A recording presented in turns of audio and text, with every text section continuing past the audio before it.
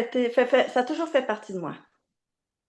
Alors, déjà, toute petite, j'imagine que tu créais des pièces de théâtre avec tes voisins ou tes frères Voilà. et sœurs, je ne sais pas combien vous êtes. Et puis, déjà, à partir de ce moment-là, tu t'imaginais dans ce monde. Ah oui.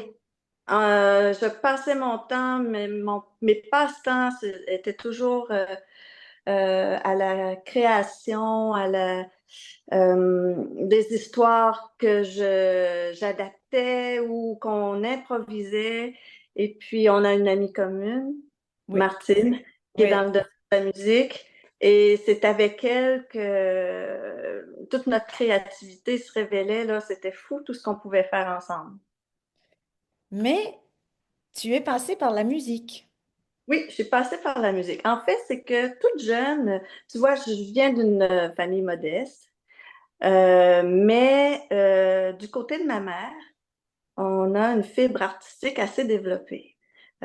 Juste par exemple, on est quatre à être allés au conservatoire dans ma famille élargie. Ah ouais, d'accord. Mais voilà, j'étais toute petite et puis je rêvais de jouer du piano, mais nous n'avions pas de piano à la maison. Ah ouais. Mais ma mère chantait beaucoup. Même mon père. Tu sais, à l'époque, on se replace là, en 70. Mon père nous endormait avec des berceuses. C'était quand même assez rare là, qu'un père chante pour ses Ouais, enfants. ouais. Alors ça, c'est les premiers initiateurs là, pour cet art qui me fascinait. Et je me rappelle aussi à l'école, on chantait beaucoup à l'époque. Là, maintenant, c'est dommage. Je trouve que ça s'est perdu au Québec. On ne chante plus en classe. Mhm. Et puis, c'est ça, comme je l'ai dit, c'est vraiment dommage. Et je me rappelle que je faisais pas les choses comme les autres.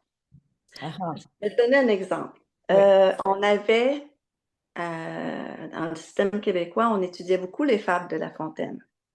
Mais moi, au moment où j'ai eu à réciter ma fable, je- uniquement de la réciter en avant, c'était pas assez.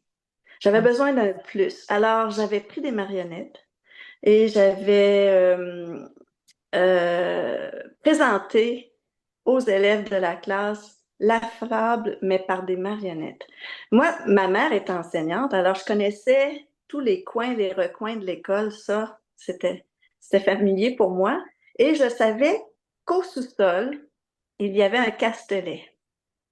Alors, la fable, je l'ai mise tu sais, j'ai vraiment euh, mis les dialogues. Je trouvais ça important que les dialogues soient personnifiés vraiment par les personnages de la fable.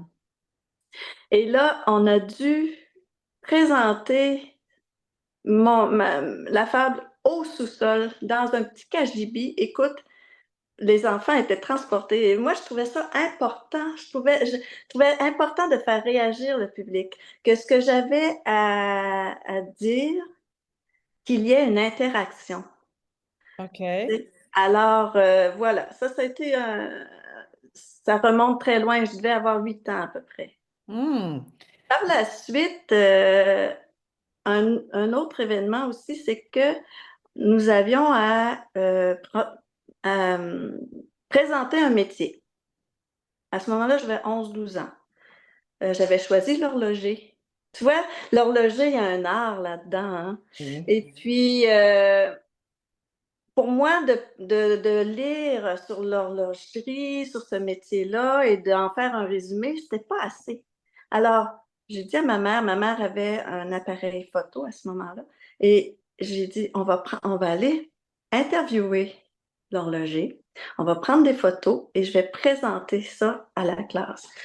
Euh, il y a personne qui faisait ça, là. Mhm.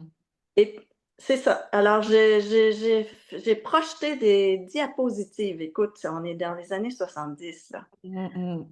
Et je sais que par la suite, plusieurs ont suivi ma façon de faire. Mhm. Parce que je voulais aller au-delà de juste être piqué en avant, puis Ouais. de... Je trouvais ça important aussi d'avoir la réalité de cette personne-là comme horloger aussi, d'avoir vraiment un vécu. Et c'est ça qui est magnifique avec les arts vivants, c'est que tu as un côté, tu personnifies davantage, je trouve. Oui, mais il y a toujours aussi ce contact avec le public Ah oui, ah oui, et tu peux pas vraiment. dire à l'avance comment ils vont réagir. Et c'est la même chose avec le jeu sur scène. Voilà, Avec tes partenaires, il y a des soirs ça va mieux, il y a d'autres soirs faut que tu t'adaptes. exactement. C'est ça qui Chose, est passionnant. c'est passionnant, effectivement, parce que si tu compares à la peinture, tu vas à l'exposition et tu vois le tableau qui est terminé, qui a quand même une histoire, mais Oui, c'est le côté risqué que oui, tu aimes. exactement.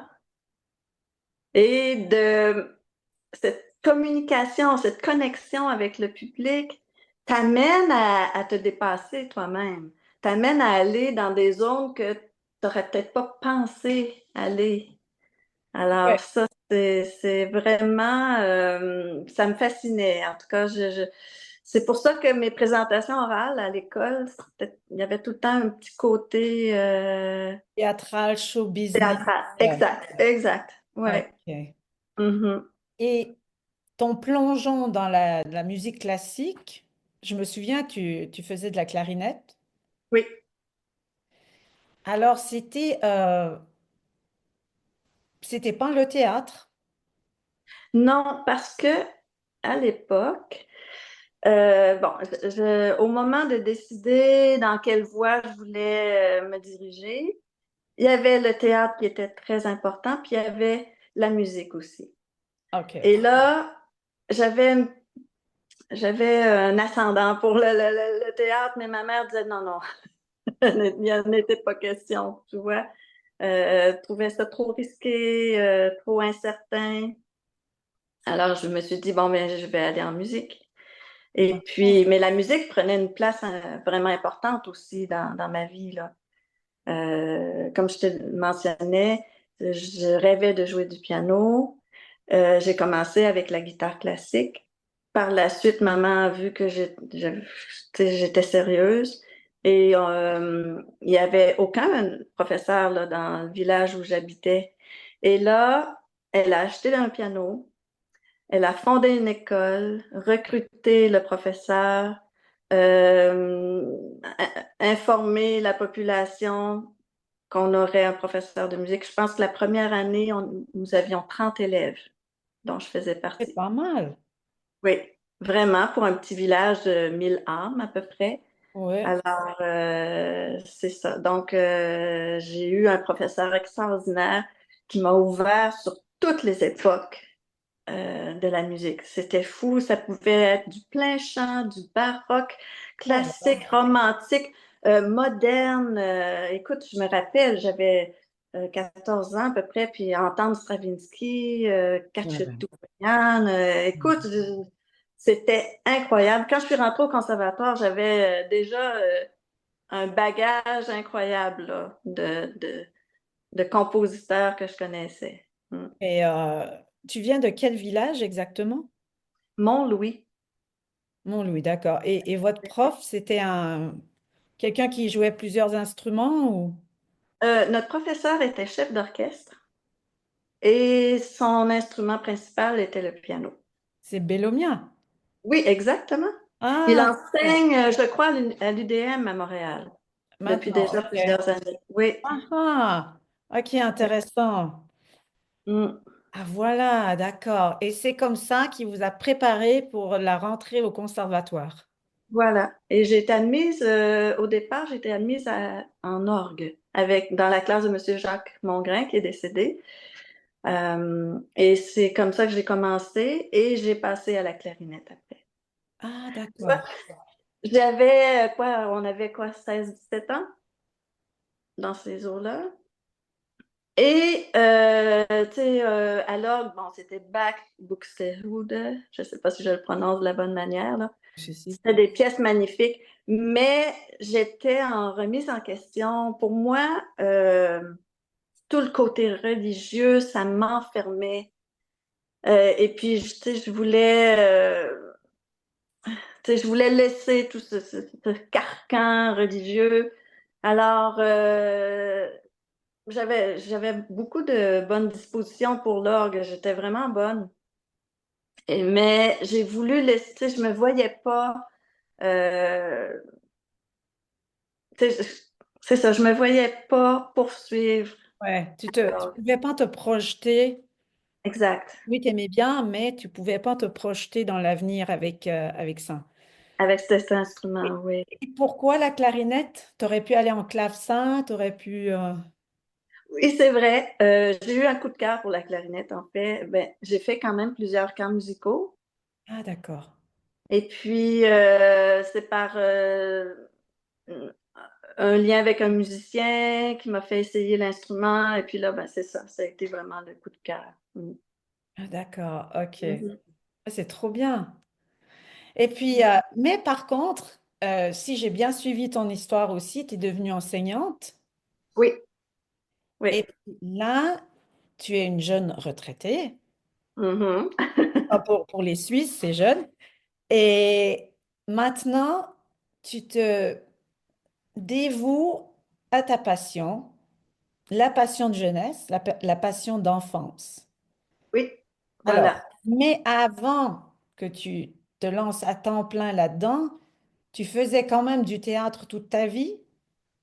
Dans les camps musicaux, on produisait une comédie musicale à la fin du camp. C'était autour de 2 ou 3 semaines. Et je me rappelle qu'à mon premier camp, on m'avait offert le rôle de la sorcière dans Blanche-Neige. Et j'ai eu un succès incroyable, tellement que 10 ans après, je suis allée au camp et on me disait, ah, c'est toi la sorcière. Ah, Puis pourtant, je n'avais presque pas de ligne à, à faire, mais ma présence était, tu sais, quand même dans l'histoire, n'était pas si importante, mais j'ai eu vraiment, ça a été là, une révélation. Euh, j'ai tellement bien joué que l'année d'après, on m'avait offert le premier rôle ah, dans la comédie musicale. d'accord. Alors, il y Et a ça eu veut dire que ça. tu chantais aussi? Oh oui, Parce oui, qu'évidemment, il y a pas c'était pas seulement c'est du théâtre chanté. Et puis, exact. mais ok, mais t'as jamais voulu, par exemple, parce que je sais pas, est-ce que tu as terminé le conservatoire finalement ou t'as J'étais, bifurqué entre-temps? oui, j'ai terminé le conservatoire, je suis devenue enseignante de musique. J'ai enseigné en privé comme au public. Et au public, durant mes années où j'ai enseigné, euh, je montais un spectacle entier où on avait le chant, les instruments, la danse. Oh. Je chorégraphiais les danses que je montrais aux élèves.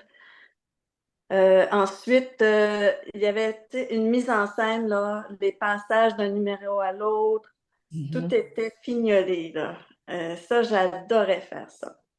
C'est dur. Et j'ai monté des pièces de théâtre aussi. Alors, Alors, tu as voilà. toujours continué finalement. Ah, Exact. d'accord. Et Mm. maintenant, euh, tu te donnes encore à fond. Est-ce que ça veut dire que tu produis tes propres pièces de théâtre ou t'es metteur en scène, mais aussi tu es sur la scène? Comment tu fais? Quand je vois les photos, par exemple, que tu as mis sur Instagram. Oui. En fait, c'est que présentement, je suis comédienne dans une troupe. D'accord. Et ça fait 5 ans à peu près. Et en même temps, je me forme avec Madame Danielle Fichot. Elle donne des ateliers depuis une trentaine d'années. Mhm. Et j'ai pris des cours d'interprétation, d'analyse de texte et de jeu devant la caméra. J'ai pris aussi des cours de jeu devant la caméra avec Monsieur Jean-Pierre Bergeron et avec Mélanie Pilon. Alors, pour vraiment réussir à perfectionner mes compétences, bien c'est ça. Je suis en processus de formation présentement. Le jeu devant la caméra, c'est parce que tu penses au cinéma. Oui, ou aux séries télé. Euh, et c'est ça, je tente ma chance. Moi, je dis toujours, j'ai tout à gagner. Je dis jamais, j'ai rien à perdre. J'ai tout à gagner. Ouais. Et voilà, je suis en processus. Oh, c'est super, c'est intéressant. Oui, puis, tu sais, j'ai pas à me projeter dans l'avenir. Ce que je fais présentement, ça me comble. Oui. Oui, voilà. Oui. Alors, il y a une autre citation aussi. Mhm. Notez. Avoir la générosité de soutenir mon partenaire de jeu pour qu'il puisse dépasser ses limites et briller en tant que comédien. Mhm. Leçon apprise. Oui. C'est de Madame Danielle Fichot. Elle est extraordinaire. Je crois qu'elle a révolutionné, moi, ce que je pense, c'est qu'elle a révolutionné la façon de jouer devant la caméra au Québec. Parce que c'est vraiment, il faut que tu donnes à ton partenaire, il faut que tu as une générosité, il faut que tu sois très généreux. Faut pas que tu penses à jouer avec tes émotions. C'est pas ça du tout. Faut être dans le moment présent et il faut donner à son partenaire qui va recevoir, qui prend le temps de recevoir ce que tu lui offres. Et ensuite, lui te redonne en retour. Mhm. Donc, c'est Ouais. une façon Mhm. de nourrir Oui. au partenaire de scène. Par contre, devant la caméra, tu dois moins utiliser les expressions parce que c'est tellement, ça te prend tellement la caméra, tu vois, de près. Mhm. J'imagine, tu joues beaucoup plus avec les yeux Oui, dans les gros effectivement. plans, dans les gros plans. Donc, Oui. toi, tu te sens mieux devant une caméra ou sur scène? Je suis bien dans les deux. C'est sûr que sur scène, tu vas augmenter les gestes, Ouais.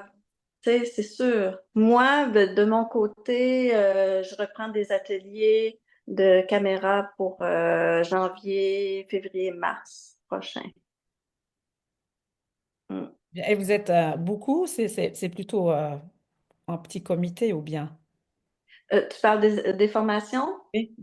Oui, pour les formations, nous sommes habituellement une dizaine de comédiens, pas plus. Quand même, ouais. Oui, D'accord. Ok. oui. Très Mhm. intéressant. Et les pièces de Martinez? Oui.